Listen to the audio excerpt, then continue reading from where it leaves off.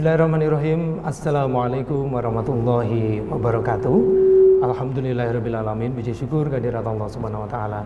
Begitu banyak nikmat yang sudah Allah berikan kepada kita semuanya, sehingga di kesempatan malam hari ini kita dapat kembali bersua dalam siaran langsung program spesial kajian iktikaf di kesempatan malam hari ini.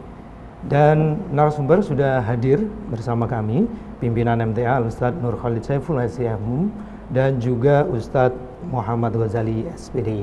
Assalamualaikum warahmatullahi wabarakatuh, Ustaz. Waalaikumsalam warahmatullahi wabarakatuh. Kabar baik hari ini, Ustaz? Alhamdulillah. Alhamdulillah sehat selalu dan bisa membersamai para pemirsa dan pendengar yang ada di rumah. Dan juga kita sapa terlebih dahulu untuk para peserta yang hadir di kesempatan kali ini dari MTA Perwakilan Kota Surakarta. Assalamualaikum warahmatullahi wabarakatuh, Bapak dan Saudara. Waalaikumsalam. Iya. Bagaimana kabarnya? Sehat hari ini? Alhamdulillah sehat selalu. Dan juga kita sapa untuk para peserta yang mengikuti kajian kita di malam hari ini menggunakan live Zoom. Kita sapa terlebih dahulu para peserta yang sudah hadir. Assalamualaikum warahmatullahi wabarakatuh para peserta di live Zoom. Waalaikumsalam. Waalaikumsalam warahmatullahi wabarakatuh. Iya, alhamdulillah sudah tersambung dengan para peserta yang mengikuti melalui live Zoom. Mudah-mudahan apa yang kita hadirkan dapat memberikan manfaat untuk kita semuanya. Malam hari ini, sesi awal tentunya kita akan dengarkan tausiah dari Ustadz. Kemudian nanti di paruh kedua kami juga memberikan kesempatan bagi Anda untuk bisa bertanya dan juga nanti bisa menyampaikan banyak hal terkait dengan tema yang diangkat di kesempatan kali ini. Baik, waktu sepenuhnya akan kita berikan kepada Ustadz untuk memberikan mukadimahnya di kajian iktikaf malam hari ini. Monggo, silakan Ustadz. Ya, terima kasih. Sebelumnya kami ingin menyapa dulu. Ini masjid yang melaksanakan iktikaf ini masjid mana ini? Al-Furqan. Al-Furqan SDIT Karawang, Ustaz. Al-Furqan SDIT Karawang. Baik, assalamualaikum warahmatullahi wabarakatuh. Waalaikumsalam warahmatullahi wabarakatuh. Gimana keadaan Bapak Ibu yang ada di Al-Furqan yang saat ini sedang menjalankan iktikaf? Iya. Baik. Izin melaporkan, Ustaz. Ya, mari. Ya. Kami dari DKM Masjid Al-Furqan SDIT MTA Karawang melaporkan dengan berbagai macam kegiatan yang kami selenggarakan di Masjid Al-Furqan selama Ramadan ini. Ada beberapa yang kita kerjakan insya Allah. Yang pertama, sholat tarawih. Alhamdulillah kita memakai 11 rakaat dengan 2 rakaat, diakhiri 3 rakaat witir. Dan alhamdulillah untuk imamnya tahun ini dipimpin atau diimami oleh Ustadz Linuha dan Mas Hasan Hanif, juga dibantu oleh Mas Jihad. Insya Allah tahun ini atau Ramadan tahun ini kita baca surat Al-A'raf dan Al-Maidah. Al-Maidah dan Al-An'am. Kemudian pada subuh dan setiap tarawih kita adakan kultum. Insya Allah kita maksimalkan teman-teman kita yang Garuda Muda untuk bisa berpartisipasi. Kemudian lagi ada takjil Ustaz di setiap sorenya menjelang berbuka puasa itu kita siapkan secara kami rata-rata gitu ya Ustaz, itu sekitar 80 paket takjil insya Allah. Kemudian yang selanjutnya juga pada tarawih kita ada tadarus setiap malamnya, dan alhamdulillah untuk tahun ini sudah mencapai 5 kali khatam Ustaz. Kemudian selanjutnya di pekan yang lalu kita selenggarakan juga ada pembagian paket Ramadan atau paket sembako yang insya Allah kami selenggarakan di setiap tahun Ustaz. Alhamdulillah untuk tahun ini kita bagikan 200 15 paket dengan nominal masing-masing paket 150.000. Kemudian ada kegiatan di pekan lalu juga ada kegiatan pesantren kilat yang insya Allah ini diselenggarakan selama 5 hari menginap di Masjid Al-Furqon, baik putra atau putri. Alhamdulillah tahun ini diikuti 126 anak putri atau putra. Alhamdulillah ini kami bertujuan dalam rangka untuk pembekalan agama, kemudian mengenalkan bagaimana mondok, dan juga kami fokuskan pada akhlakul karimah pada anak-anak. Alhamdulillah dari setiap kegiatan itu kita kolaborasi, Ustaz. Jadi tidak DKM aja, kami bekerja sama dengan SDIT, bekerja sama dengan komite sekolah SDIT juga TKIT dan DTA. Jadi kami kerjakan secara kolaborasi bersama-sama. Kemudian di awali etikaf hari Ahad kemarin, malam 21 malam Senin, ada beberapa yang tadi ikut pesantren kilat itu ada sekitar 12 anak. Ini juga ikut lanjut etikaf, Ustaz. Alhamdulillah. Ini semangatnya anak-anak luar biasa. Ada yang mengatakan ketika ditanya bahwa kenapa, karena di rumah hanya nonton TV aja nggak nyaman, jadi lebih enak di masjid katanya. Anak-anak apa sudah libur sekolahnya? Oh, sudah libur, Ustaz. Untuk di Jawa Barat insya Allah sudah libur. Oh ya. Ya. Jadi untuk etikaf kali ini insya Allah pesertanya terdaftar secara registrasi ada 74. Untuk 18-nya itu putri, 56-nya itu putra. Tapi insya Allah untuk malam ini, kajian malam hari ini, alhamdulillah Masjid Al-Furqon lantai bawah penuh, lantai atas juga penuh. Kami undang yang warga cabang Lari dan cabang Majalaya dan juga Kota Baru dan Jambi untuk bisa hadir di masjid ini secara maksimal. Dan yang tidak bisa hadir, kami berikan link Zoom-nya untuk mengikuti di rumah, Ustaz. Nggih. Demikian, Ustaz, laporan kami. Ya, nggih, matur nuwun atas laporanipun ya. Baik Bapak Ibu, saudara dan saudari semuanya ya. Yang pertama, kita bersyukur kepada Allah diberikan limpahan anugerah yang luar biasa. Bukan hanya hari ini saja, tapi anugerah, kenikmatan, karunia dari Allah ini sudah sama-sama kita rasakan sejak kita berada di alam ruh. Kemudian saat kita berada di rahim ibunda kita masing-masing, kenikmatan itu pun juga sudah Allah limpahkan. Begitu kita dilahirkan ke dunia, kenikmatan yang Allah berikan semakin bertambah. Insya Allah sampai hari ini. Dan insya Allah sampai kelak kita tinggalkan dunia yang fana ini untuk kita bertemu Allah, mempertanggungjawabkan setiap perbuatan yang kita lakukan, setiap huruf dari perkataan yang keluar dari lisan kita ini. Mudah-mudahan ya, nanti anugerah kenikmatan tersebut masih Allah berikan sehingga kita bisa bertemu dengan Allah dengan membawa bekal yang terbaik. Berikutnya, kaum muslimin dan muslimat yang dirahmati oleh Allah dimanapun berada, satu rasa syukur tersendiri kepada Allah. Tahun ini Allah masih mempertemukan kita dengan bulan Ramadan yang tanpa terasa tinggal menghitung hari Ramadan akan meninggalkan kita. Tentu kita bersyukur sekaligus ada perasaan sedih di hati.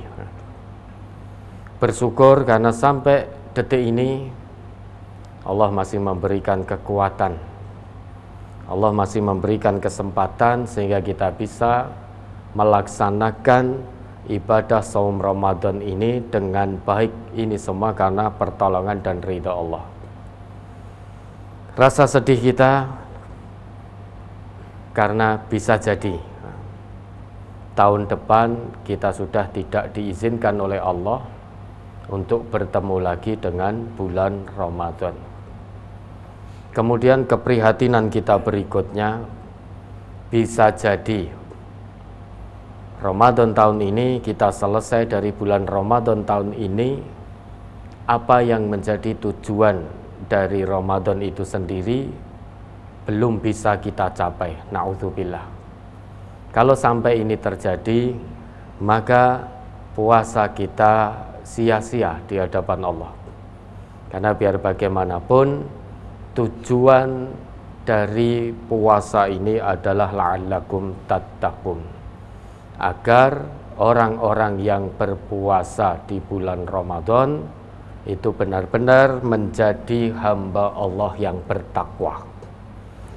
Oleh karena itu, Bapak Ibu, kami mengajak pada diri kami dan kepada kaum muslimin dan muslimat dimanapun berada, di sisa waktu bulan Ramadan yang masih Allah berikan ini, mari kita sikapi dengan baik, kita tingkatkan kedekatan kita kepada Allah, lebih kita kencangkan lagi ikat pinggang, kita hidupkan malam-malam terakhir di bulan Ramadan ini, lebih tekun lagi, lebih giat lagi, lebih semangat lagi untuk mendekat kepada Allah.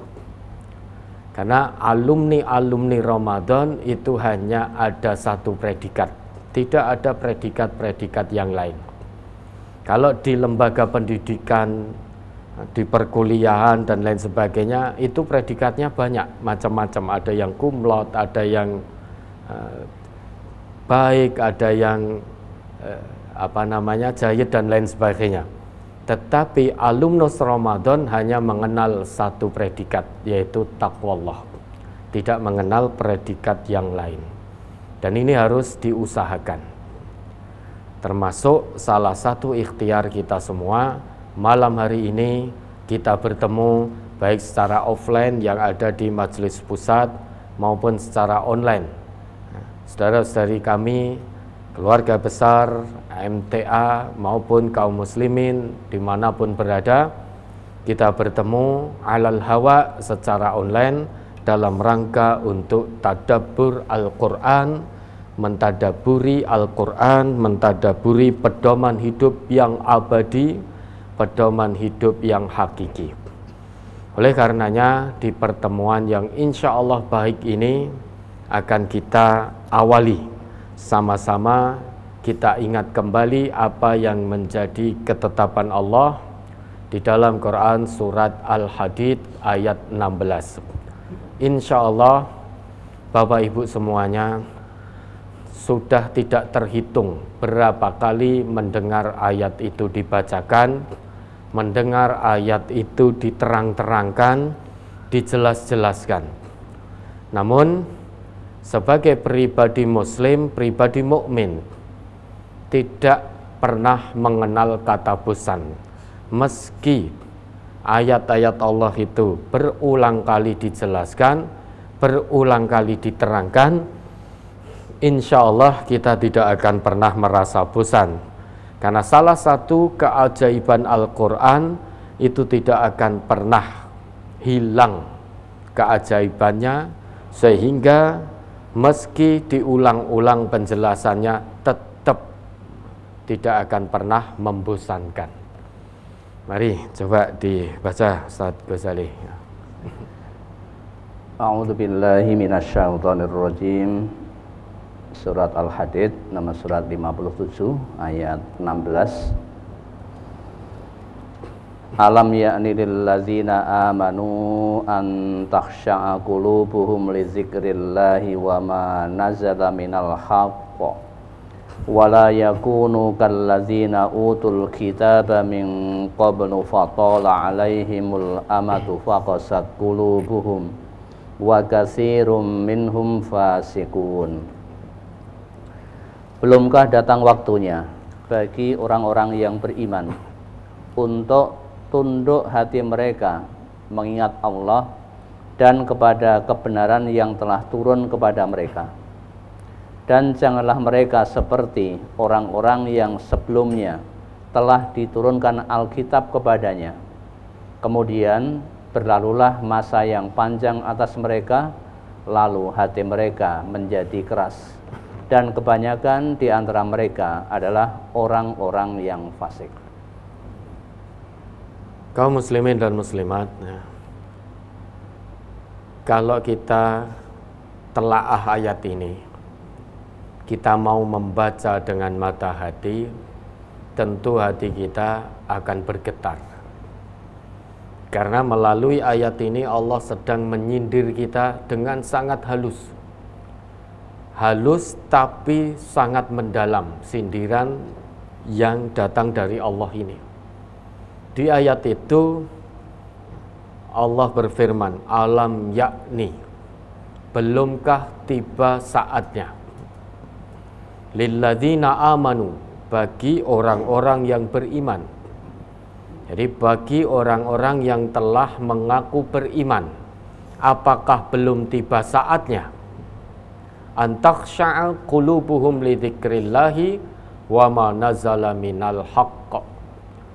Apakah belum tiba saatnya bagi orang-orang yang beriman untuk hatinya tunduk patuh mengingat Allah dan tunduk patuh kepada kebenaran yang telah turun kepada mereka? Ini ayat Allah tujukan khusus kepada hambanya yang telah ngaku beriman, Bapak Ibu, sehingga tidak ditujukan kepada semua manusia, hanya manusia-manusia yang ngaku beriman. Maka naif sekali jika tidak ada perasaan apapun di hati kita ini ketika membaca ayat ini. Tidak ada perasaan apapun, itu naif sekali. Kemana iman kita? Sedangkan Allah sedang sapa kita. Allah sindir kita melalui ayat ini. Itu karena maha kasih sayang Allah kepada kita semua. Jangan sampai hamba-hambanya yang telah ngaku beriman itu kok sampai tidak ingat Allah. Jangan sampai hamba-hambanya yang telah ngaku beriman kok tidak tunduk patuh hatinya kepada kebenaran yang Allah turunkan. Dalam hal ini yaitu Al-Quran, karena konteks kita sebagai umat dari Rasulullah Muhammad Sallallahu Alaihi Wasallam. Jangan sampai kita sudah ngaku beriman, tetapi ternyata sulit sekali untuk mengingat Allah. Orang yang ngaku beriman kok sulit mengingat Allah? Ada yang salah dengan pengakuan imannya. Imannya sedang bermasalah. Ngaku beriman tetapi sulit mengingat Allah. Ngaku beriman tetapi sulit untuk tunduk patuh mengikuti petunjuk Al-Quran. Ini berarti tanda orang ini sedang hidup dengan hawa nafsu, bukan hidup berdasar wahyu. Ayat ini untuk kita semua, untuk kita semuanya, maka masing-masing sudah seharusnya introspeksi diri, muhasabah. Kalau saat kita baca ayat ini, hari ini, menit ini, detik ini, kok ternyata kita belum tunduk patuh mengingat Allah, masih bermaksiat terus. Begitu mudahnya bermaksiat, begitu mudahnya mengabaikan apa yang menjadi aturan Allah dan Rasul-Nya, begitu sulitnya mengikuti Al-Quran. Maka kalau tidak segera berbenah, lantas kapan? Sudah tidak ada waktu. Waktu kita sangat-sangat terbatas. kehidupan di dunia ini sangatlah terbatas. Oleh karena itu Bapak Ibu, biar kita mudah ingat kepada Allah, tunduk patuh pada kebenaran Al-Quran, maka Allah pesankan kepada kita semua, wala yakunu kalladzina utul kitaba fatala alaihimul amadu faqasat qulubuhum wa katsirum minhum fasikun. Janganlah mereka di sini siapa? Orang-orang yang beriman. Janganlah orang-orang yang telah ngaku iman itu berbuat seperti ahli kitab. Ahli kitab itu berarti orang-orang yang dahulu pernah mendapat kitab petunjuk dari Allah, mendapatkan pedoman hidup dari Allah, tetapi mereka campakkan pedoman itu. Mereka ubah-ubah isi dari petunjuk itu. Mereka sangat jauh dari petunjuk tersebut, sehingga berlalu masa yang begitu panjang, semakin jauh dari Allah, semakin jauh dari Allah. Kalau sudah demikian, orang yang jauh dari Allah, orang yang tidak mau mengingat Allah, tidak mau tunduk patuh pada Al-Quran, dipastikan oleh Allah hatinya keras, hatinya membatu. Itu ciri khas yang Allah berikan.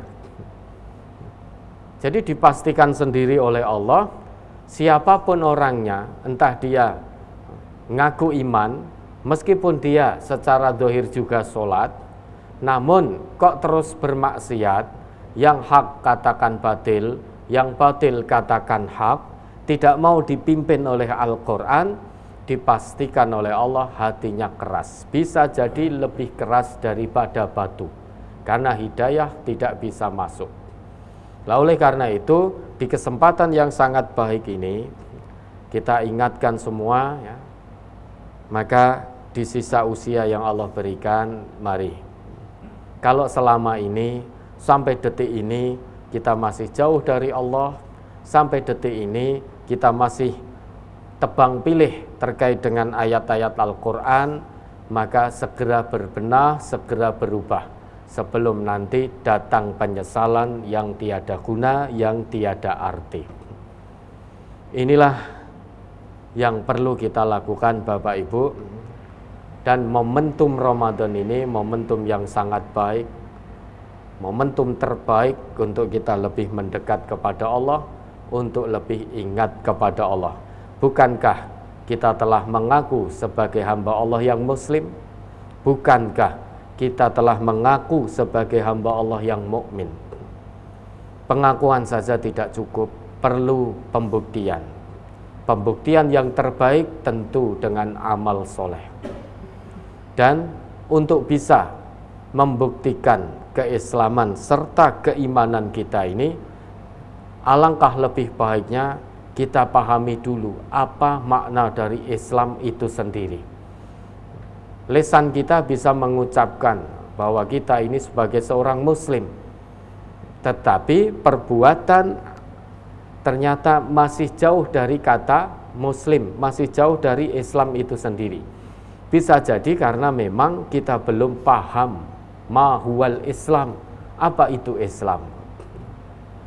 Secara singkat Bapak Ibu, Islam itu bisa berarti tiga hal, ya. Yang pertama, Islam itu khusyuk.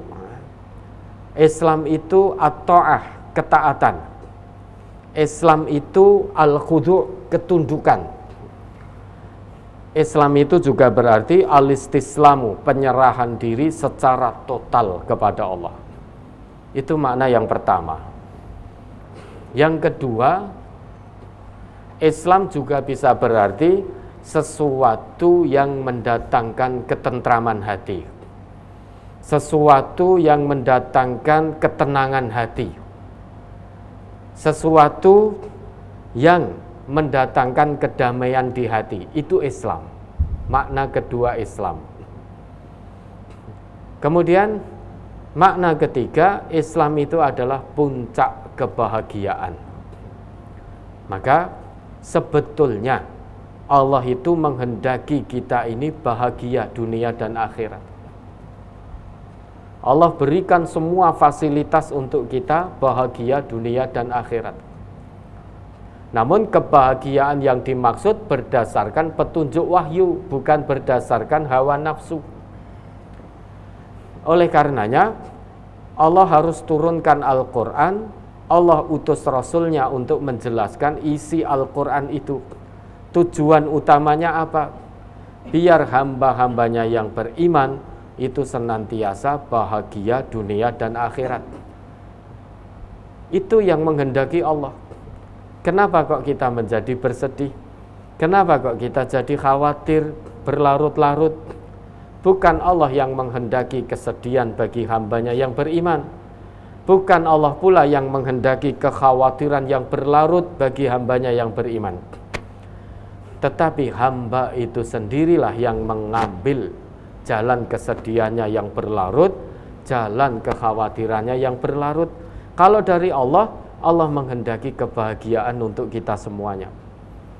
Dan ini ditegaskan oleh Allah sendiri dalam Quran surat Fussilat ayat 30. Innal ladzina qalu rabbunallah tsumma istaqamu tatanazzalu alaihimul malaikah alla takhafu wa la tahzanu wa abshiru bil jannati allati kuntum tu'adun. Kunci bahagia itu hanya dua menurut Allah dalam ayat itu, yaitu mengaku bahwa Tuhan kami adalah Allah. Kemudian setelah pengakuan itu istiqomah dalam pengakuan itu, istiqomah dalam keimanan itu. Maka dua syarat untuk mendapatkan kebahagiaan dari Allah sudah terpenuhi, yaitu mengaku Allah sebagai Tuhannya dan istiqomah dalam pengakuannya. Kalau dua hal itu bisa dilakukan, janji Allah, tatanazzalu alaihimul malaikah, Allah akan turunkan, kirimkan para malaikatnya, membawa kabar berita yang sangat membahagiakan. Isi beritanya, alla takhafu wa la tahzanu, jangan kalian khawatir, jangan kalian takut, dan jangan pula bersedih hati. Wa abshiru bil jannatil lati kuntum tu'adun.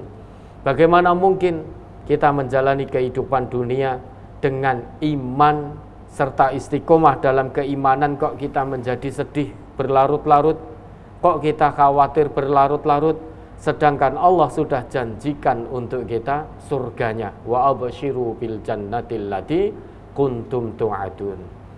Namun perlu kita perhatikan, surga Allah ini tidak bisa didapatkan secara cuma-cuma, tidak bisa diraih dengan gratisan. Harus ada usaha, ada doa. Usaha terbaik yaitu dengan iman dan amal soleh. Innalladzina amanu wa amilus solihati kanat lahum jannatul firdausi nuzula. Kata Allah begitu. Sesungguhnya orang-orang yang beriman dan membuktikan keimanannya itu dengan amal soleh, maka baginya Allah sediakan surga Firdaus sebagai tempat tinggalnya kelak.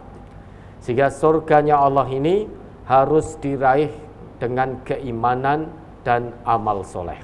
Ngaku iman saja tidak cukup, beramal soleh saja tanpa iman juga tidak cukup, hanya seperti fata morgana. Maka dua-duanya harus ada, ngaku iman kepada Allah, kemudian buktikan keimanan itu dengan amal soleh. Dan salah satu yang Allah berikan kesempatan untuk kita beramal soleh melalui saum Ramadan ini, tujuannya adalah takwa. Siapa hamba Allah yang bertakwa? Al-Quran sendiri sudah menjelaskan dengan sangat detail tentang siapa hamba Allah yang bertakwa, yang berhasil lulus dari pendidikan Ramadan dengan baik sehingga predikat takwallah itu bisa diraih. Siapa itu hamba Allah yang bertakwa? Al-Quran sudah menjelaskan dengan sangat detail, tinggal kita mengikuti saja. Sebagaimana yang Allah sebutkan dalam surat Al-Baqarah ayat 177 itu lengkap sekali kriteria takwa dari Allah.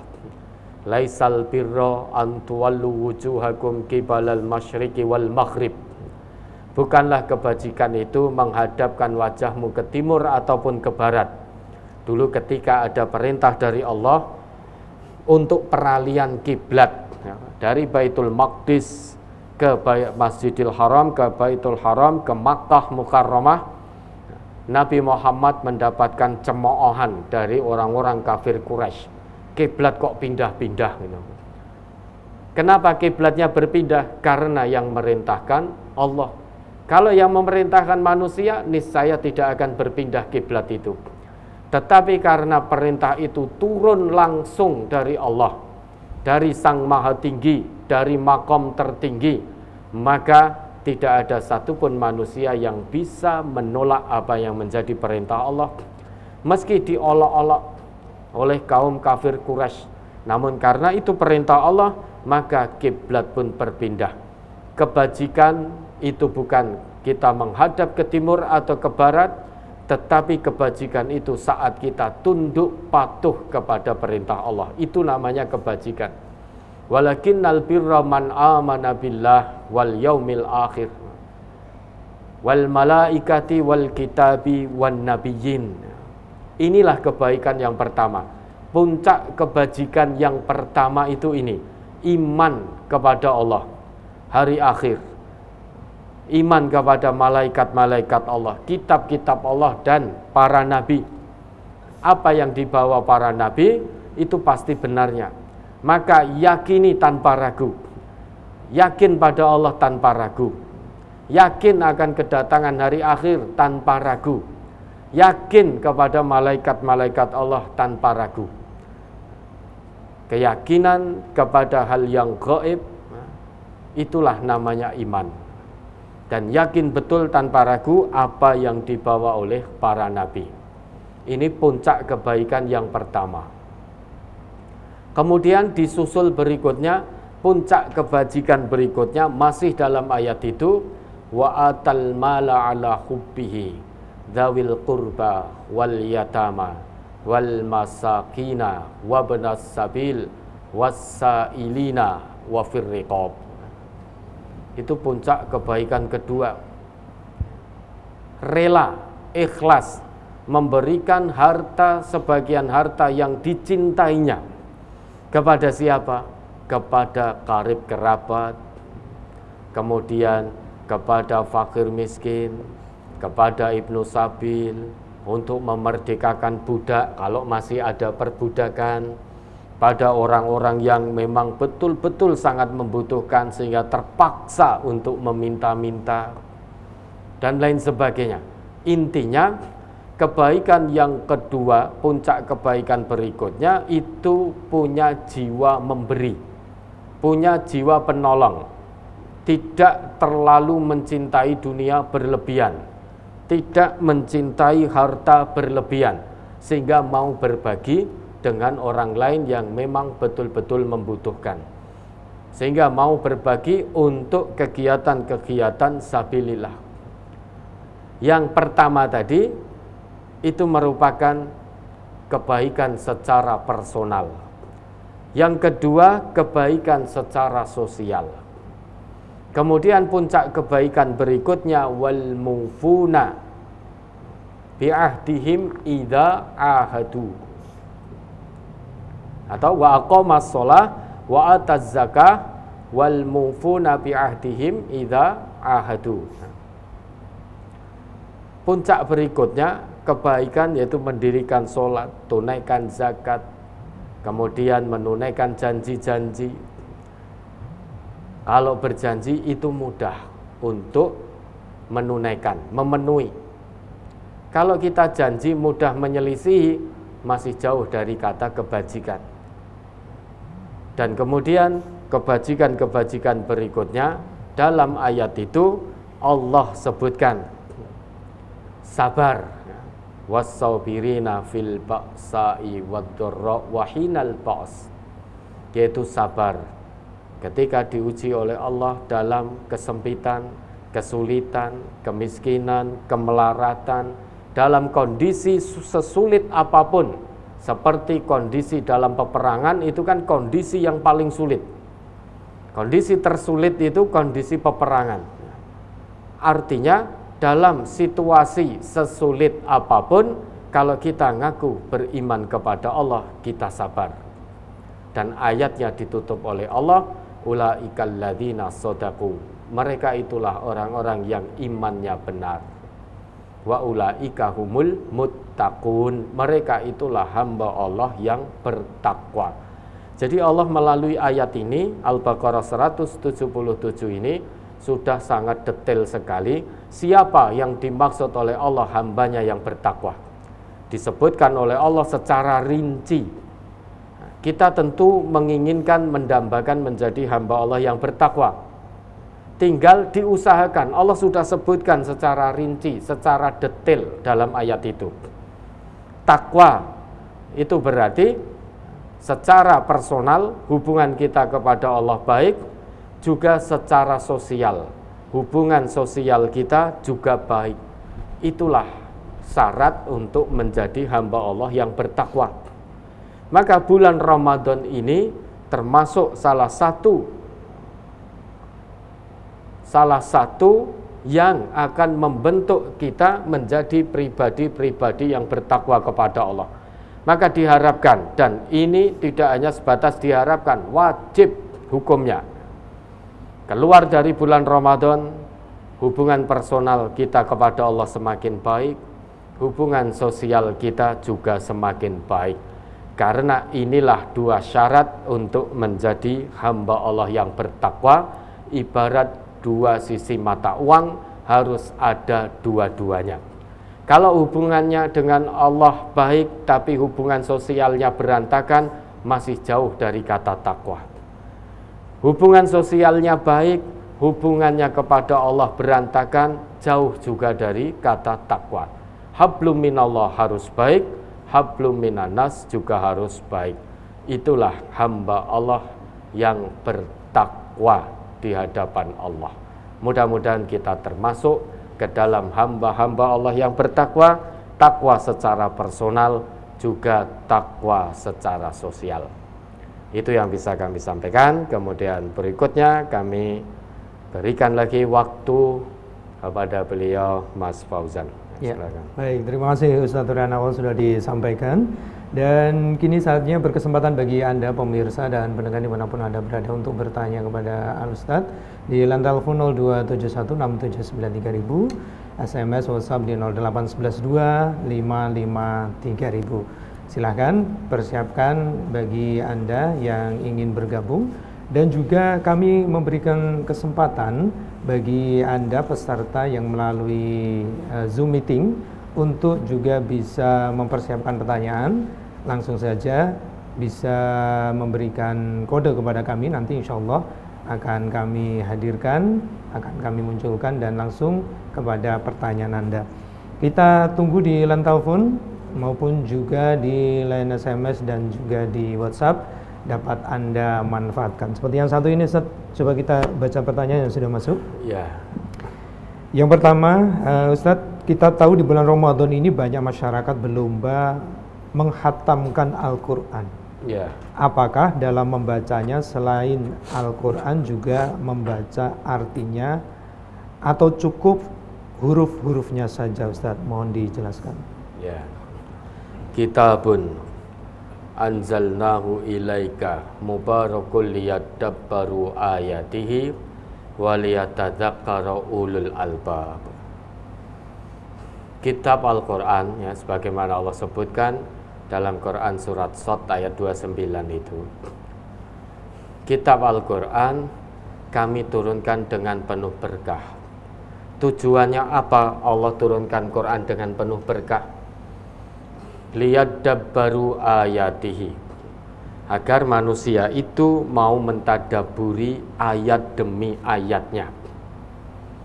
Waliyatadzakkara ulul albab, dan agar orang-orang yang berakal sehat itu mau mentadaburi Al-Quran sehingga dapat pelajaran dari tadabbur Al-Qurannya. Yang namanya tadabbur Al-Quran dalam ayat itu itu maknanya syumul, menyeluruh, meliputi semuanya.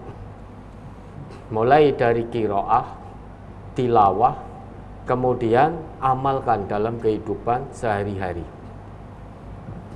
Tadabbur Al-Quran itu setidaknya ada 3 cara. Tapi puncaknya semuanya kepada pengamalan. Yang pertama bisa dengan qiraah. Dalam arti kita mendekati Al-Quran, interaksi dengan Al-Quran itu setidaknya ada 3 cara. Yang pertama dengan qiraah. Qiraah itu membaca ayat-ayatnya tanpa ada konsekuensi untuk paham isi kandungannya. Itu namanya qiraah. Maka wahyu yang pertama kali turun itu kan Iqra bismi rabbikal ladzi khalaq. Ketika Jibril memerintah Nabi untuk baca Iqra, jawab Nabi, ma'ana biqari, aku tidak bisa baca. Iqra ma'ana biqari, aku tidak bisa baca. Kemudian berikutnya diperintahkan oleh Allah melalui Jibril, Iqra bismi rabbikal ladzi khalaq. Bacalah dengan nama Tuhanmu yang telah Maha Mencipta. Sesulit apapun, kalau kita mendekati Al-Quran, berusaha membaca Al-Quran ikhlas karena Allah, maka Allah akan turunkan kemudahan demi kemudahan. Jangankan hanya membuat seseorang untuk bisa membaca Al-Quran, Allah ciptakan jagat raya ini saja mudah sekali bagi Allah. Allah ciptakan manusia saja mudah sekali bagi Allah, apalagi hanya menjadikan manusia itu bisa membaca Al-Quran, lebih mudah lagi bagi Allah. Wong menciptakan manusianya saja mudah, apalagi hanya menjadikan manusia itu mudah untuk membaca. Ini cara pertama untuk tadabbur Al-Quran. Apa cukup berhenti sampai di sini? Tentu tidak. Karena kalau hanya membaca ayat-ayatnya tanpa maknanya, kita orang Indonesia ini paham dari mana? Bahasa ibu kita bukan bahasa Arab. Orang Arab sendiri pun, meski dia membaca Al-Quran, banyak juga yang tidak paham secara langsung maksud kandungan dari Al-Quran itu. Maka diperlukan cara yang berikutnya, meningkat, yaitu dengan tilawah. Tilawah itu membaca ayat sekaligus maknanya, itu tilawah. Oleh karena itu kan di dalam Quran surat Ali Imran ayat 164 itu Allah sebutkan, laqad mannallahu 'alal mu'minina idz ba'atsa fihim rasulam min anfusihim yatlu, kan begitu, bukan yaqra'u, tapi yatlu 'alaihim ayatihi wa yuzakkihim wa yu'allimuhumul kitaba wal hikmah wa in kanu min qablu lafi dhalalim mubin. Sungguh Allah telah memberikan anugerah tanpa putus. Manna yamunnu, itu anugerah tanpa putus. Siapa yang Allah beri anugerah tanpa putus ini? Ternyata tidak semua manusia. Lah lantas siapa? Hanya manusia-manusia beriman sajalah yang Allah berikan anugerah tanpa putus. Anugerah yang Allah berikan itu berupa apa? Apa berupa pangkat dan jabatan? Apa berupa kekayaan? Apa berupa harta benda? Apa berupa status sosial yang tinggi? Atau berupa gelar akademik yang tinggi? Bukan itu. Itu bukan anugerah tanpa putus. Itu anugerah yang terputus itu. Itu kesenangan dunia yang semu. Kalau kemuliaan seseorang itu ukurannya pangkat, jabatan, dan kedudukan, maka yang paling mulia Fir'aun. Kalau kemuliaan di sisi Allah diukur dengan pangkat, jabatan, dan kedudukan, maka Fir'aun yang paling mulia. Tetapi faktanya seperti apa? Apakah Fir'aun mulia? Oh tidak, hancur dia, binasa, jadi mayat yang mengambang.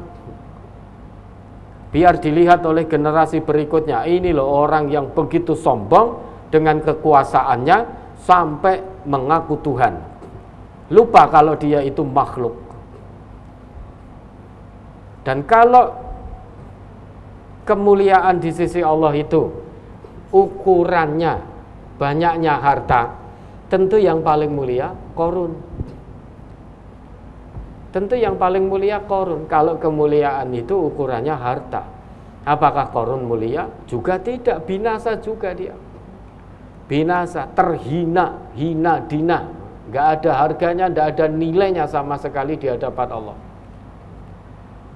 Dan sampai hari ini pun tidak ada satupun di antara kita yang mau memberikan nama anak-anaknya dengan nama Fir'aun maupun Qarun. Kan tidak ada. Tidak ada nilai sama sekali, hina sudah. Kalau kemuliaan seseorang itu di hadapan Allah, ukurannya tingginya ilmu pengetahuan, tentu Haman yang paling mulia. Tapi nyatanya Haman juga binasa. Lah, oleh karena itu ya, di ayat itu Al-Imran 164 tadi, tugas dari Rasulullah itu menjelaskan, membacakan, yatlu, tala yatlu, yaitu membacakan sekaligus menjelaskan isi dari kandungan Al-Quran. Itulah anugerah tanpa putus. Dengan dijelaskannya Al-Quran oleh Rasulullah, sehingga umat beliau jadi paham bagaimana seharusnya menjalani kehidupan dunia yang hanya satu kali ini, sehingga tidak tersesat jalan. Dengan dijelaskannya Al-Quran oleh Rasulullah, hati umat beliau itu menjadi suci. Karena salah satu tujuan diturunkannya Al-Quran itu tazkiyatun nafas, mensucikan jiwa. Wa yuzakkihim, hati yang suci niscaya siap untuk menerima pengajaran dan pelajaran Al-Quran serta sunnah. Wa yu'allimuhumul kitaba wal hikmah wa in kanu min qablu lafi dhalalim mubin. Tanpa memahami kandungan isi Al-Quran, manusia itu tetap akan berada dalam kesesatan yang nyata. Tentu qiraah itu bagus, karena di balik satu huruf dalam Al-Quran yang kita baca ada 10 kebaikan yang dijanjikan. Namun tidak cukup berhenti di situ. Tidak cukup untuk dijadikan bahan untuk meraih pahala dari Allah dengan membaca begitu saja. Ada kewajiban berikutnya, yaitu pahami isi Al-Quran, yaitu dengan cara tilawah, membaca ayatnya sekaligus maknanya. Kalau sudah begitu dia akan paham. Kalau sudah paham, jangan berhenti di situ, amalkan dalam kehidupan nyata sehari-hari. Insya Allah dengan begitu hidupnya lurus. Karena Quran itu inna hadzal Quran yahdi lillati hiya aqwam.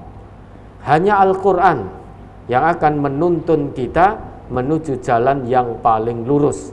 Tidak ada jalan yang lurus selain Al-Quran. Semua jalan yang ada itu bengkok. Hanya Quran satu-satunya jalan yang lurus. Maka kalau pengen meniti jalan yang lurus, dekati Al-Quran. Dekati Al-Quran secara kafah, secara totalitas, sesuai dengan kemampuan masing-masing. Mulai dari qiraahnya, kemudian meningkat menjadi tilawah. Kalau yang diberi kemampuan oleh Allah, masih prima kemampuannya, cara ketiga tadabbur Al-Quran, itu ada baiknya untuk ditempuh, yaitu tahfidz, menghafalkan Al-Quran. Ya. Supaya apa? Biar ini Quran berjalan. Hafal Quran sehingga menjadi Al-Quran berjalan. Bisa baca, kemudian tilawah juga paham, kemudian dia hafal, menjadi penjaga-penjaga Al-Quran. Tidak hanya sebatas hanya menjadi hafidz saja, tapi hafidz yang betul-betul syumul, betul-betul paham terhadap Quran dan mengamalkan Al-Quran dalam kehidupan nyatanya sehari-hari. Itulah seorang hafidz. Orang hafidz itu disebut hafidz itu bukan hanya sebatas hafal Al-Quran, tetapi dia hafal, dia paham, dan dia amalkan dalam kehidupan sehari-harinya. Itulah seorang yang hafidz. Kalau hanya hafal tapi tidak diamalkan dalam kehidupan sehari-hari, itu bukan disebut hafidz. Banyak kok non-muslim yang hafal Quran, itu banyak. Di universitas-universitas di Eropa sana, di Amerika sana, yang Islamic Studies-nya itu mewajibkan mahasiswinya ada yang diwajibkan untuk hafal Quran. Karena untuk mengetahui atau mencari-cari kelemahan Islam, mereka harus tahu kitab suci orang Islam. Salah satunya dengan cara menghafalkan. Tahu seluk-beluknya betul. Tetapi dibolak-balik tetap tidak ketemu kelemahannya. Karena Quran ini bukan dari manusia, tapi ini langsung dari Allah. Maka siapapun yang mencari-cari kesalahan-kesalahan Al-Quran, mustahil bisa menemukan, karena Quran itu sangat-sangat sempurna. La ya'tihil batil min baini yadayhi wala min khalfih. Tidak pernah datang kebatilan dari depan maupun dari belakang. Zaman dulu sampai zaman sekarang, sampai zaman nanti akhir zaman, Quran tidak akan bisa disentuh oleh kebatilan apapun. Quran itu langsung dari Allah, pasti sangat sempurna. Maka kita harusnya bersyukur Bapak Ibu, sebagai umat yang dipilih oleh Allah, diberi kitab suci Al-Quran. Kita harus bersyukur. Sudah jelas jalan kita, sudah jelas, semuanya ada di dalam Al-Quran. Maka Al-Quran disebut oleh Allah sebagai huda. Syahrul Ramadan alladzi unzila fihil Quran hudal linnas wa bayyinatim minal huda wal furqan. Apa itu huda? Huda itu semua yang dibutuhkan manusia itu ada di situ. Semua pedoman, semua petunjuk, dari ketika diuji dengan kesenangan, manusia harus bagaimana, diuji dengan kesulitan, manusia harus bagaimana, bagaimana bermuamalah di waktu sulit dan lain sebagainya, bagaimana ketika sedang ditimpa musibah, semuanya ada di Quran. Sehingga kehidupan manusia itu sampai nanti akhir zaman itu hanya mengulang apa yang sudah diabadikan Allah di dalam Al-Quran. Hanya mengulang. Kalau dahulu ada yang taat kepada Allah, zaman modern, akhir zaman juga tetap akan ada manusia-manusia yang taat kepada Allah. Kalau zaman dulu ada pendurhaka, durhaka kepada Allah, maka zaman modern sampai akhir zaman juga akan ada manusia-manusia seperti itu. Kalau dulu pernah ada Fir'aun, zaman modern, nanti akhir zaman juga akan ada Fir'aun modern. Fir'aun akhir zaman itu juga akan ada.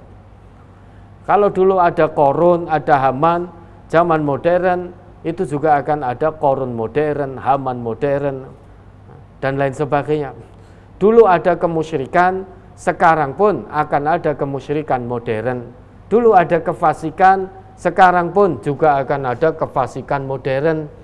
Dulu ada zaman jahiliyah, di zaman modern pun juga akan ada jahiliyah modern.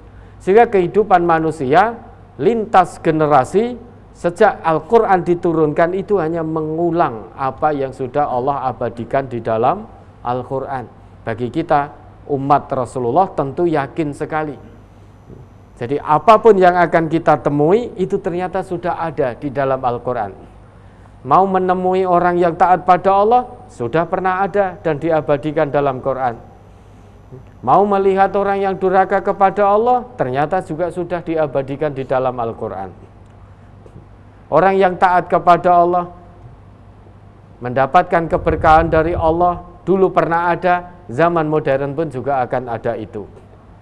Orang yang durhaka kepada Allah mendapatkan siksa dari Allah di zaman dulu, zaman modern juga akan ada seperti itu. Nah, inilah rahasia kedahsyatan Al-Quran. Maka tidak cukup hanya dengan qiraah. Qiraah apa tidak baik? Sangat baik. Tetapi tingkatkan menjadi tilawah. Sehingga selain membaca juga paham apa yang dibaca, pada akhirnya diamalkan dalam kehidupan sehari-hari. Ya, itulah makna dari tadabbur Al-Quran, yaitu secara syumul, secara menyeluruh. Tidak hanya qiraahnya saja, tapi juga harus tilawah. Baca, pahami, amalkan. Untuk itulah Al-Quran diturunkan. Ya. Baik, terima kasih Ustaz. Demikian mudah-mudahan bisa difahami. Dan kini saatnya kami beri kesempatan bagi Anda pemirsa dan pendengar, terutama bagi Anda yang mengikuti melalui Zoom meeting. Kalau ada pertanyaan, sekarang adalah kesempatan bagi Anda untuk bisa bertanya langsung kepada Al-Ustaz. Silakan. Dengan siapa ini? Assalamualaikum warahmatullahi wabarakatuh. Waalaikumsalam warahmatullahi wabarakatuh. Dengan Bapak siapa? Perkenalkan, nama saya Alex Isrok. Saya warga binaan Purwasari dari cabang Kelari perwakilan Kerawang. Iya, baik, silakan dengan Al-Ustaz. Assalamualaikum warahmatullahi wabarakatuh, Pak Ustaz. Waalaikumsalam warahmatullahi wabarakatuh. Ya, bagaimana kabarnya Bapak? Sehat-sehat? Alhamdulillah Ustaz. Alhamdulillah. Bagaimana Ustaz? Alhamdulillah. Sehat. Alhamdulillah atas pertolongan Allah dan doa Bapak Ibu semuanya. Baik, maka Bapak. Ini Ustaz, saya akan bertanya mengenai tentang kedua orang tua yang sudah meninggal Ustaz. Ya.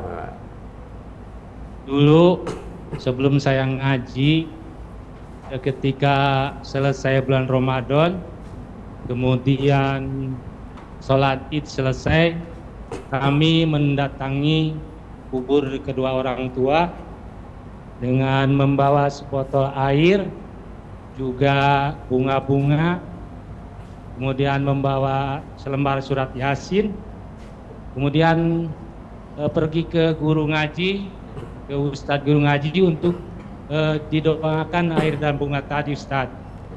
Didoakan? Ya, untuk diberi doa bunga dan air tadi. Bunga airnya tadi ya? Ya. Kemudian saya pergi ke makamnya kedua orang tua, kemudian di situ saya menaburkan air, menaburkan bunga, kemudian membacakan ayat-ayat surat Yasin dengan khusus sekali Ustadz. Ya. Karena merasa itu yang bisa dilakukan untuk seorang anak yang sudah meninggal. Itu dulu begitu Ustadz. Ya. Nah, sekarang setelah saya ngaji, apa-apa yang saya perbuat dulu itu menjadi sangat khawatir sekali sekarang Ustadz. Karena apa-apa yang saya kerjakan itu tidak sepengetahuan dan tidak tahu apa yang harus saya kerjakan ketika itu, hanya mengikuti apa-apa yang dikerjakan oleh bapak-bapak saya dulu begitu Ustaz. Ya. Kemudian setelah saya ngaji sekarang ini, saya ingin mendapatkan dari Ustadz nasihat. Mumpung saya masih diberi oleh Allah umur dan ingin sekali bagaimana caranya untuk berbuat baik kepada kedua orang tua yang sudah meninggal, Ustadz. Ya, dulu orang tuanya sholat.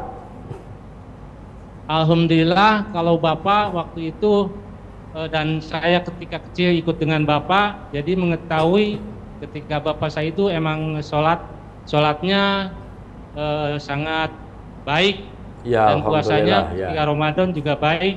Ya, Tapi yang jadi ini ibu saya, Ustadz, karena ketika kecil saya tidak mengikuti ibu saya di bawah bapak saya, jadi tidak tahu ketika hidupnya sholat atau tidak, tapi yang jelas sholat, tapi mungkin juga bolong-bolong begitu, Ustadz. ya.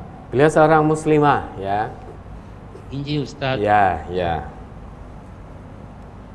Kemudian mohon nasihatnya buat saya, Ustadz, untuk bisa memberikan yang terbaik untuk kedua orang tua saya, ibu bapak saya ini, apa yang harus saya perbuat untuk waktu yang sekarang tinggal sedikit lagi dari umur saya ini, Ustadz. Lo taunya dari mana kok tinggal sedikit lagi? Ini sekarang saya udah lebih dari 5, Ustadz. Nah, Oh, berapa? 6 berarti. Iya, Iya. Inji, Ustadz. Ya tentu kita semakin bertambah hari, waktu kita semakin terbatas. Tapi belum tentu Bapak duluan, belum tentu. Mudah-mudahan masih lama, Ustadz. Iya. ya. Baik, demikian Bapak. Ya. Rupanya hanya itu aja, Ustadz, Ya. yang ingin saya sampaikan dan ingin mendapatkan pencerahan serta memberi nasihat untuk saya, Ustadz. Nggih. Baik, terima kasih Pak Arif. Ya, assalamualaikum warahmatullahi wabarakatuh. Waalaikumsalam warahmatullahi wabarakatuh. Oke, silakan Ustaz.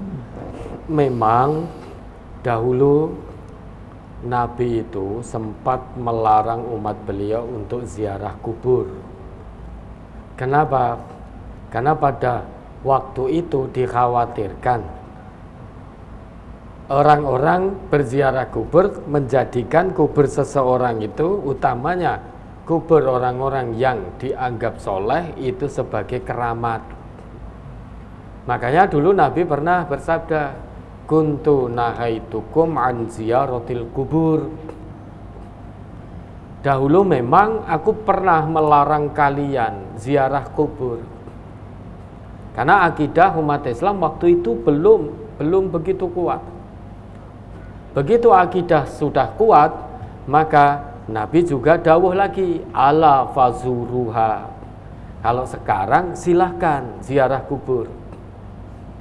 Tujuannya apa? Tadkiratan lil maut. Tujuan kita ziarah kubur itu untuk mengingat mati. Kita datang ziarah boleh ke kuburnya siapa saja boleh, apalagi kuburan orang tua. Ke kuburnya siapa saja boleh. Tetapi tujuannya baik kita ziarah ke kubur orang tua maupun ke kubur orang lain, tujuan dari Nabi sama, yaitu tadkiratal lil maut, agar kita ini mengingat mati. Kalau sudah ingat mati, tentu tidak akan main-main kita di kehidupan ini. Kita datang ke kuburan, kemudian ucapkan doa, kita merenung, besok saya juga akan seperti beliau-beliau ini. Ya. Saya akan ditinggal sendirian, ditanam sendirian di dalam kubur ini.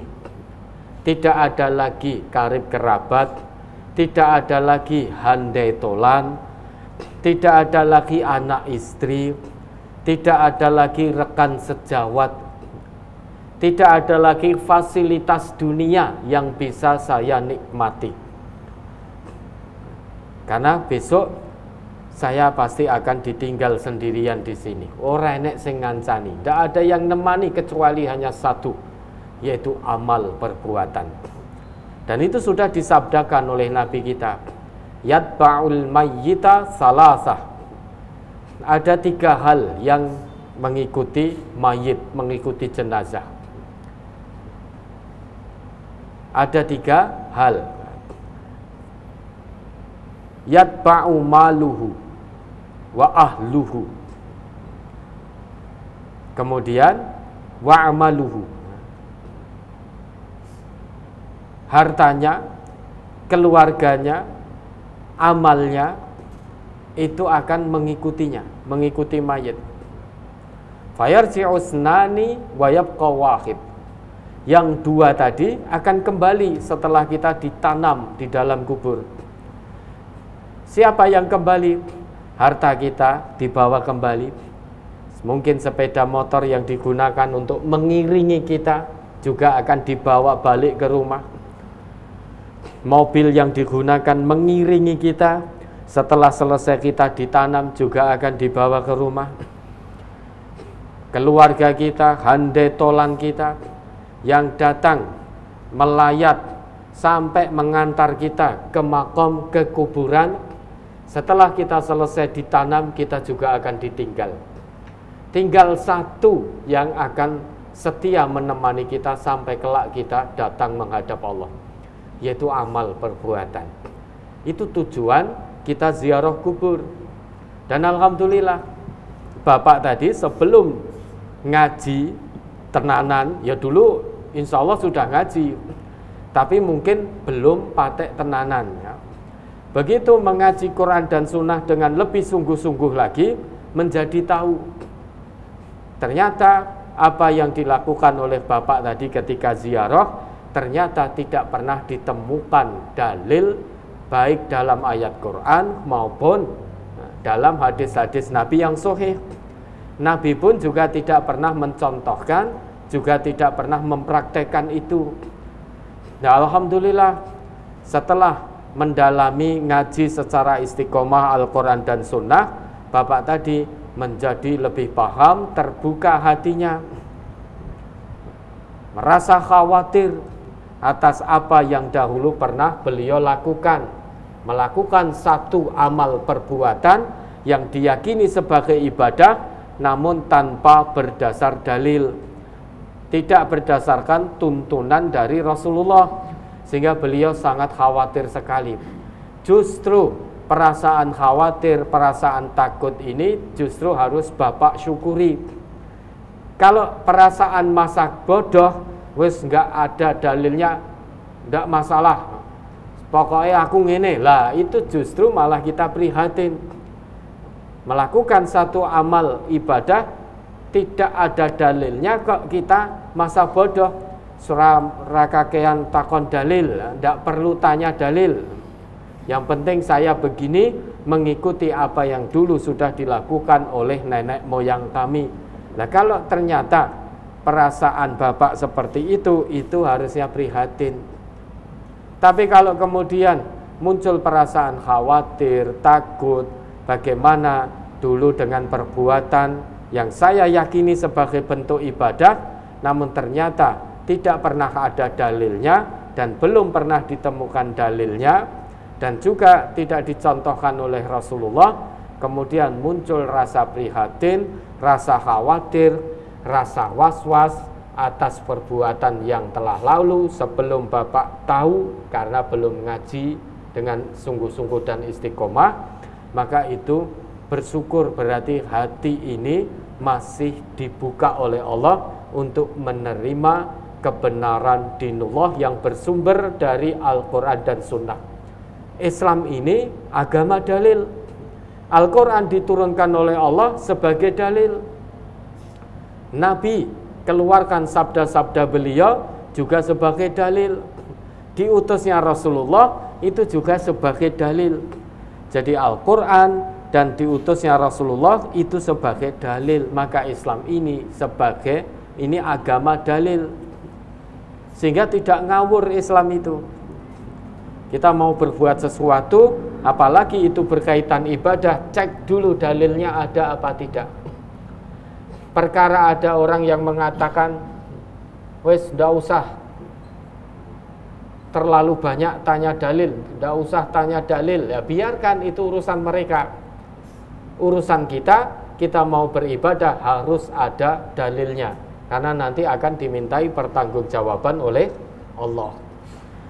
Kemudian berikutnya, Bagaimana sekarang saya ingin sekali berbuat baik kepada orang tua yang sudah tiada. Berbakti kepada orang tua yang sudah meninggal dunia itu bukan kok menyiram pusaranya dengan air yang sudah didoai, diberi doa, bukan itu. Bukan itu bentuk bakti kita kepada orang tua yang sudah meninggal. Tetapi kita bersyukur diizinkan oleh Rasulullah, kita diizinkan oleh Allah, oleh Rasulullah juga. Bagaimana cara kita berbakti kepada kedua orang tua yang sudah meninggal? Pertama, kalau kedua orang tua kita sholat, maka kita diizinkan untuk mendoakan terus, memohonkan ampun atas dosa orang tua kita. Ini anugerah luar biasa. Masih diizinkan bakti kepada orang tua dengan cara mendoakan beliau berdua, memohonkan ampun dosa-dosa beliau berdua. Maka yang perlu Bapak lakukan, doakan Bapak, Ibu, ayah, bundanya, kedua orang tuanya secara istiqomah. Sungguh-sungguh sabar dan istiqomah. Itu yang pertama. Yang kedua, Nabi kita memberikan pesannya. Bagi anak masih bisa berbakti kepada orang tua dengan cara menjalin hubungan silaturahim dengan orang-orang yang dulu terjalin juga silaturahim ketika orang tua kita masih hidup. Jadi dengan meninggalnya orang tua kita, bukan otomatis hubungan silaturahim terputus. Kalau dulu orang tua masih hidup, hubungan silaturahim terjalin. Lah begitu orang tua kita meninggal, bentuk bakti kita kepada beliau yang sudah meninggal oleh Nabi kita diajari oleh Nabi, dituntun oleh Nabi, dibimbing oleh Nabi, sambung hubungan silaturahim dengan orang-orang yang mana silaturahim itu hanya tersambung ketika orang tua kita masih hidup. Sehingga ada dua cara Bapak. Yang pertama, doakan terus, mohonkan ampun Bapak Ibunya. Mudah-mudahan Allah mengampuni dosa-dosa beliau berdua dan ditempatkan di dalam jannahnya. Kemudian cara bakti yang kedua, sambung hubungan silaturahim kepada siapapun yang mana ketika Bapak Ibu kita masih hidup, hubungan silaturahim itu tetap tersambung dan terjaga dengan baik. Jangan sampai dengan meninggalnya kedua orang tua kita putus hubungan silaturahim. Jangan sampai. Masih bisa berbakti kepada kedua orang tua dengan cara menjalin, menyambung lagi hubungan silaturahim. Mudah-mudahan bisa menjawab. Baik, kita beri kesempatan satu penanya terakhir di kesempatan malam hari ini. Coba kita beri kesempatan di Zoom meeting. Silakan. Assalamualaikum warahmatullahi wabarakatuh.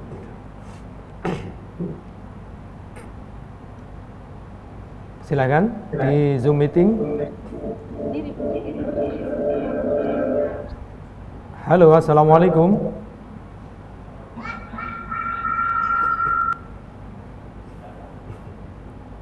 Ya, silakan. Waalaikumsalam. Baik, silakan. Dengan siapa di mana? Dengan Rizka di MTA Karawang. Ya, silakan.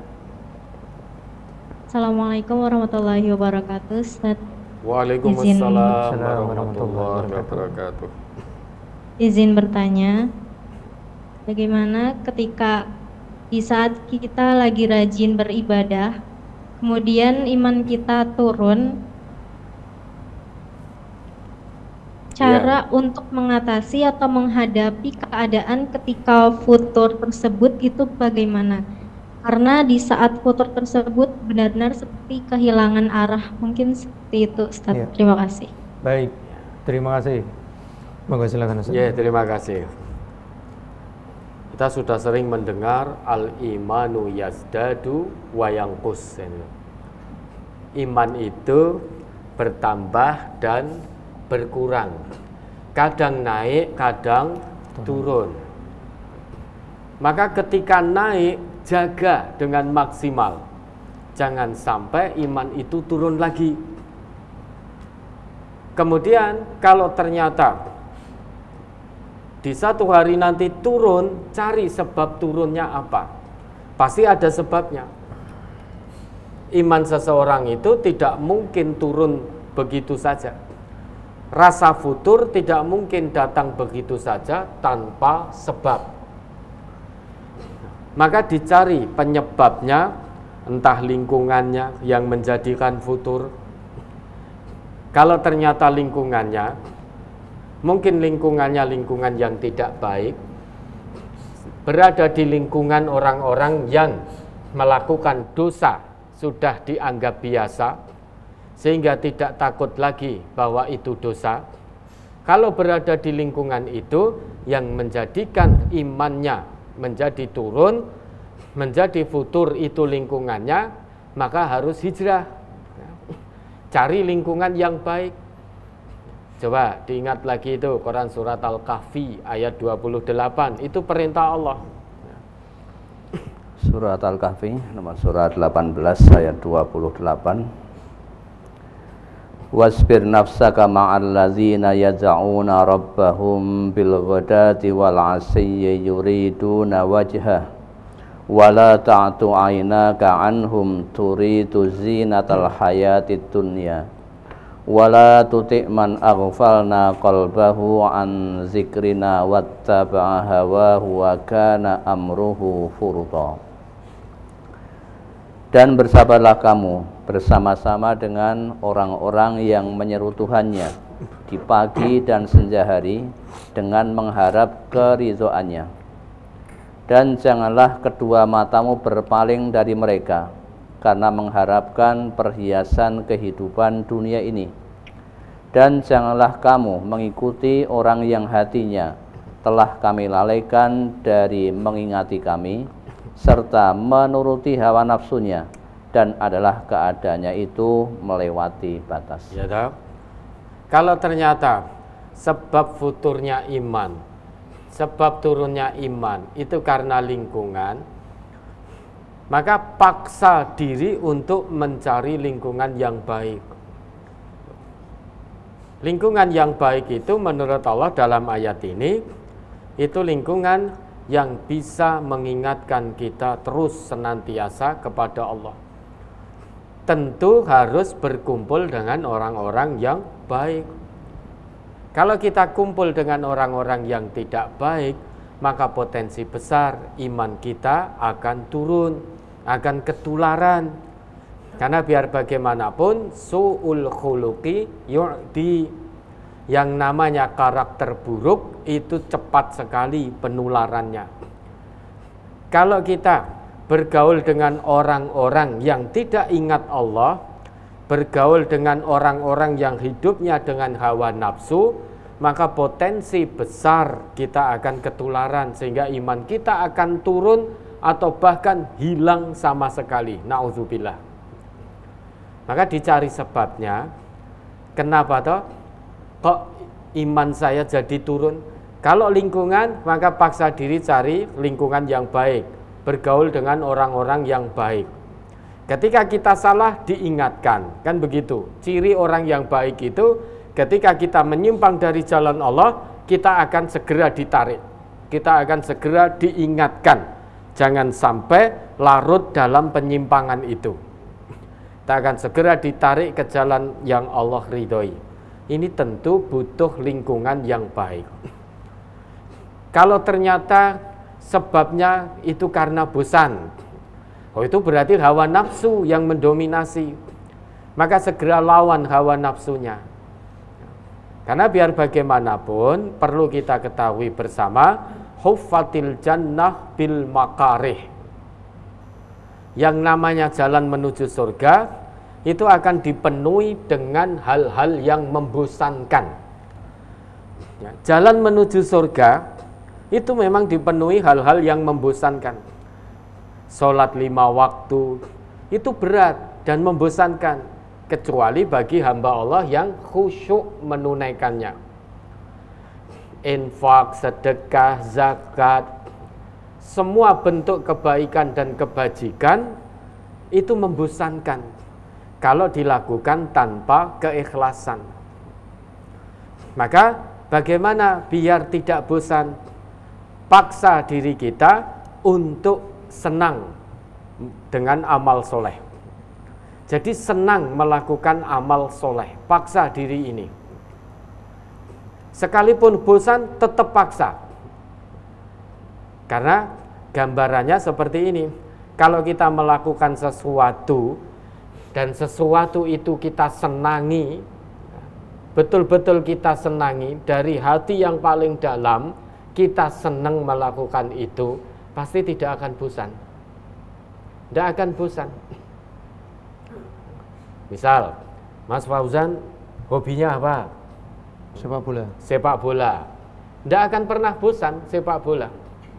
Kenapa? Karena melakukan sepak bola dengan rasa senang. Meski usianya bertambah dilarang oleh dokter, jangan sepak bola, tetap raketang sekali, 2 kali. Itu terus akan melakukan sepak bola.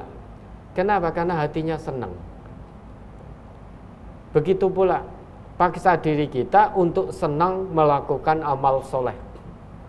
Kalau itu sudah senang beramal soleh, landasannya dari hati, dorongan keimanan yang ada dalam hati, maka tidak akan bosan, tidak akan kita bermalas-malasan untuk beramal soleh. Memang akan ada lawannya, Bapak Ibu. Usaha kita ini memang akan ada lawannya. Lawannya setan. Tidak ada ceritanya. Kita maksiat kok setan ngalang-ngalangi, ojo maksiat, ya. Tidak ada ceritanya. Yang ada, ketika kita mau beramal soleh, setan muncul di situ. Bisikan-bisikan ditebarkan. Tujuannya apa? Biar kita tetap dalam kefuturan iman. Jangan sampai imanmu naik. Karena iman itu akan naik dengan amal soleh. Orang yang cinta, senang melakukan amal soleh, maka imannya akan otomatis naik. Orang yang tidak suka beramal soleh, imannya akan terus turun dan hilang. Lah, bagaimana caranya? Begitu kita sadar bahwa iman kita sedang turun atau kita sedang futur dalam beramal soleh ini, segera lawan hawa nafsu itu, paksa untuk kebaikan dan istiqomalah dalam kebaikan itu, meski hanya sedikit. Maka yang bisa ibu lakukan, pilih amal soleh yang memang bisa istiqomah. Lakukan itu sesuai dengan kemampuan ibu, bukan sesuai dengan kemauan, ya. Kita beramal soleh itu ukurannya, aturannya dari Allah. Mastatoktum itu maksudnya sesuai dengan kadar kemampuan maksimal kita. Berarti ada usaha, ada doa yang maksimal, sesuai dengan kemampuan, bukan sesuai dengan kemauan. Kalau sesuai dengan kemauan, niscaya banyak manusia yang tidak mau untuk beramal soleh. Kenapa? Karena innan nafsa la ammaratum bisu. Hawa nafsu itu sukanya mengajak kepada keburukan, sukanya mengajak kepada kemaksiatan, sukanya mengajak kepada kemalasan dan lain sebagainya. Maka jangan turuti hawa nafsu, itu bisikan setan. Yang dilakukan lawan bisikan itu. Jangan perlakukan setan sebagai teman setia, tetapi perlakukan setan sebagai musuh. Inna syaitana lakum adu fattakhidhuhu aduwa. Kata Allah begitu. Sesungguhnya setan itu bagimu musuh yang nyata. Setiap bisikan setan itu akan menjerumuskan kita, akan menggelincirkan kita dari jalan Allah. akan menurunkan bahkan menghilangkan keimanan kita. Lah lantas bagaimana? Lawan, fattakhidhuhu aduwa, perlakukan setan sebagai musuh dengan cara jangan ikuti bisikannya, bujuk rayunya jangan diikuti. Yang namanya lawan harus dikalahkan. Kalau kita menganggap setan sebagai sahabat setia, yang kalah tentu kita, yang menang setan. Lawan harus dikalahkan. Karena setan menjadikan kita sebagai lawannya, maka kita perlakukan setan juga sebagai lawan. Ada usaha untuk saling mengalahkan. Setan berusaha mengalahkan kita, sehingga kita bisa tergelincir dari jalan Allah, yang pada akhirnya menjadi kawannya setan. Dan kita harus juga ada usaha untuk mengalahkan setan. Jangan sampai kita kalah sehingga jadi kawannya setan. Tetap usaha untuk menang. Perlakukan dia sebagai lawan. Jangan sampai menguasai diri kita. Kalau setiap saat datang bisikan dari setan, itu memang wajar. Karena setan diberi tangguh oleh Allah dan diizinkan oleh Allah untuk menggoda manusia. Sampai nanti hari kiamat, maka akan terus ada bisikan-bisikan negatif dari setan. Tapi jangan khawatir, di samping akan terus ada bisikan dari setan yang negatif, bisikan positif dari malaikat-malaikat Allah juga akan terus datang kepada kita. Sebagai contoh, ketika seseorang misal keluar dari masjid dan selesai sholat tarawih, keluar dari masjid, kemudian melihat sandal yang bagus mahal harganya, atau sepatu yang bagus mahal harganya, berjuta-juta harganya. Ketika dia memakai sandal atau sepatu yang bukan miliknya, fitrah keimanannya, hatinya otomatis akan mengatakan, itu bukan milikmu. Ini bisikan dari malaikat. Itu bukan milikmu. Setan datang dengan bisikan, itu sandal bagus, sepatu bagus, harganya mahal. Sebentar lagi lebaran, kamu tidak punya uang, itu bisa dijual. Begitu hawa nafsu terlalu mendominasi, sehingga dia mau memakai sepatu atau sandal itu, malaikat datang dengan bisikan, itu bukan milikmu. Itu dosa. Jangan kamu ambil, lepaskan, kembalikan pada tempatnya. Lah, ini ada dua pertentangan. Mana yang akan kita ikuti? Kalau kita mengikuti bisikan setan, ya sudah, kita ambil sandal atau sepatu itu, akhirnya semakin turun iman kita, hilang sudah iman kita. Tapi kalau kita ikuti bisikan malaikat, maka iman kita pun akan naik secara perlahan, tadriji, perlahan namun pasti.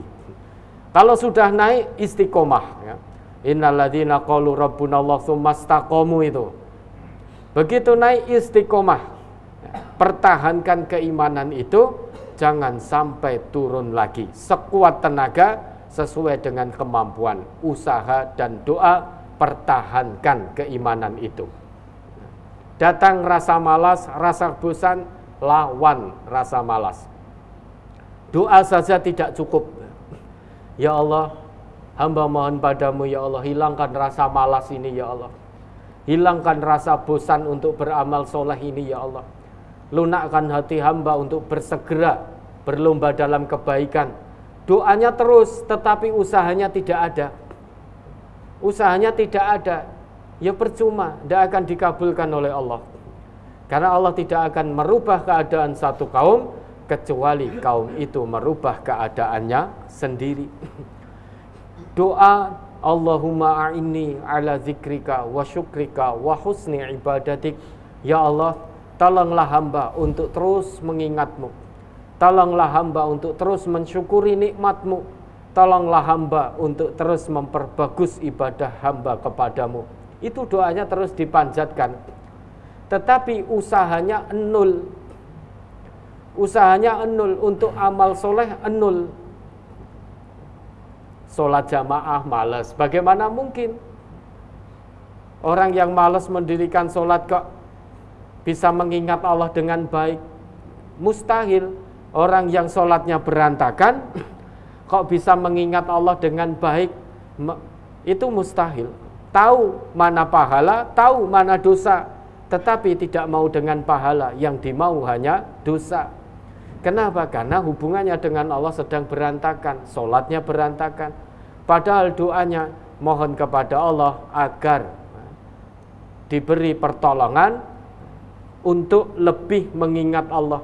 Sebaik-baik mengingat Allah itu sholat. Wala dzikrullahi akbar. Dan mengingat Allah dalam sholat itu yang paling utama. Kita berdoa memohon kepada Allah diberi pertolongan untuk lebih banyak mengingat Allah, tetapi sholat kita tunaikan dengan malas-malasan. Bagaimana mungkin doa kita akan dikabulkan oleh Allah, sedangkan doa tidak dibarengi dengan usaha? Maka ini harus berjalan beriringan antara usaha dan doa.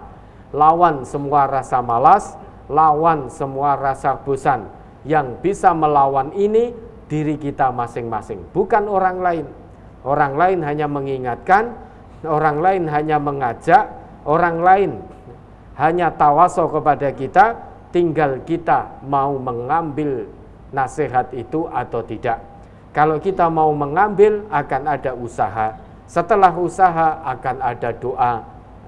Lakukan itu secara istiqomah, niscaya Allah akan turunkan pertolongannya, bimbingannya, sehingga keimanan kita secara istiqomah tetap terjaga. Dimanapun kita akan terus ingat Allah, sehingga semangat untuk beramal soleh.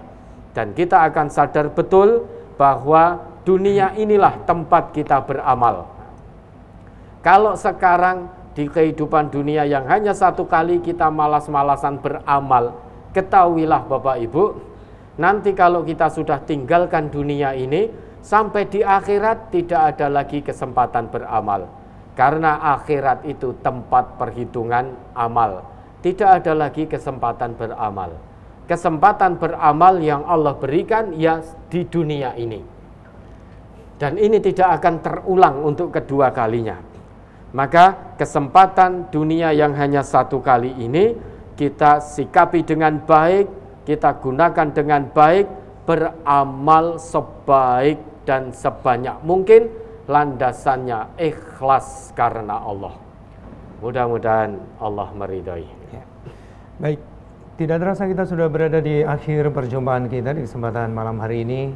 Ustadz sebagai penutupnya bisa disampaikan kepada para pemirsa yang ada di rumah. Silakan Ustadz. Baik Bapak Ibu, kaum muslimin dan muslimat dimanapun berada, khususnya yang mengikuti kegiatan ini dari awal sampai menjelang akhir ini, patut kita tanamkan sekali lagi dalam hati kita, dengan diperkenankannya oleh Allah kita bertemu di bulan Ramadan tahun ini, itu harus betul-betul kita syukuri. Allah mempertemukan kita dengan bulan Ramadan pada tahun ini, itu berarti Allah masih memberikan kesempatan kepada kita seluas-luasnya untuk menjadi hamba-hambanya yang bertakwa. Takwa secara personal, takwa secara sosial. Oleh karena itu, jangan sia-siakan kesempatan yang sangat berharga ini. Tidak akan kita temukan pendidikan seistimewa pendidikan Ramadan ini. Di belahan dunia ini tidak akan pernah kita temukan. Inilah pendidikan yang sangat istimewa dari Allah. Pendidikan takwa, di mana kita tidak bisa menemukan di tempat lain. Tidak ada satupun lembaga pendidikan di dunia ini yang punya tujuan sama dengan pendidikan Ramadan. La'allakum tattaqun. Jangan sia-siakan kesempatan yang sangat berharga ini. Pahami betul apa itu Islam, sehingga kita betul-betul paham ayat Allah, la tamutunna illa wa antum muslimun. Apa itu muslim? Muslim itu bukan orang yang sebatas ngaku Islam, tetapi muslim yang dimaksud oleh Allah dalam ayat itu adalah orang-orang yang benar-benar menjadikan Islam sebagai jalan hidupnya. Dari A sampai Z hidupnya terpimpin oleh Islam. Penyerahan diri secara total kepada Allah. Itulah makna sesungguhnya dari kata Muslim. Sehingga bukan hanya sebatas orang yang ngaku beragama Islam, tetapi orang Islam yang benar-benar menjadikan Islam sebagai jalan hidupnya, sehingga hidupnya dari A sampai Z, dari ujung kaki, dari ujung kepala sampai ujung kaki, betul-betul terpimpin, terbimbing, terdidik oleh Islam. Itulah seorang Muslim yang sejati, Muslim yang hakiki di hadapan Allah Subhanahu wa Ta'ala, sehingga dijanjikan oleh Allah mendapatkan kebahagiaan, kesuksesan dunia dan akhirat. Perlu kita ingat, kebahagiaan, kesuksesan yang hakiki itu bukan karena tingginya pangkat jabatan dan kekuasaan, juga bukan karena banyaknya harta, juga bukan karena berderetnya titel akademik, tetapi kebahagiaan, kesuksesan yang sesungguhnya menurut Allah saat kita mengikuti dengan penuh keikhlasan, ketaatan, ketundukan apa yang dibawa dan diwariskan oleh Rasulullah Muhammad sallallahu alaihi wasallam kepada kita. Mudah-mudahan kita termasuk hamba-hambanya yang bertakwa, dan mudah-mudahan Ramadan tahun ini betul-betul bermakna dan lebih baik lagi daripada Ramadan-Ramadan sebelumnya. Dan di akhir kami sampaikan, semoga Allah masih berkenan untuk mempertemukan kita semua dengan bulan Ramadan di tahun-tahun mendatang. Mudah-mudahan Allah meridhoi. Yang terakhir kali, khusus Bapak Ibu saudara-saudari yang saat ini sedang melakukan iktikaf, bersyukurlah kepada Allah, jangan pernah menyesal telah dipilih oleh Allah bisa melakukan iktikaf di 10 hari bulan Ramadan. Ini kenikmatan, anugerah luar biasa dari Allah. Luruskan niat, iktikaf yang Bapak Ibu lakukan ini murni karena Allah, bukan untuk yang lain-lain, apalagi untuk riya, untuk sum'ah, ujub dan lain sebagainya. Na'udzubillah. Mudah-mudahan Allah meridhai kita semuanya dunia dan akhirat. Cukup. Baik, terima kasih Ustadz kehadirannya dan juga tausiahnya di kesempatan malam hari ini. Sama-sama. Ustadz Ghazali, terima kasih atas kehadirannya, dan juga kami ucapkan banyak terima kasih bagi para peserta yang mengikuti kajian iktikaf malam hari ini melalui live Zoom, kemudian juga yang hadir di kesempatan malam hari ini. Terima kasih atas kehadirannya. Assalamualaikum warahmatullahi wabarakatuh. Waalaikumsalam warahmatullahi wabarakatuh. Ya, pemirsa dimanapun Anda berada, demikian tadi purna sudah perjumpaan kita dalam program spesial kajian iktikaf di kesempatan malam hari ini. Sampai jumpa di waktu mendatang. Saya Ahmad Fauzan undur diri. Alhamdulillahirrabbilalamin. Subhanakallahumma bihamdika asyhadu an la ilaha illa anta astaghfiruka wa atubu ilaik. Billahi taufiq wal hidayah. Wassalamualaikum warahmatullahi wabarakatuh.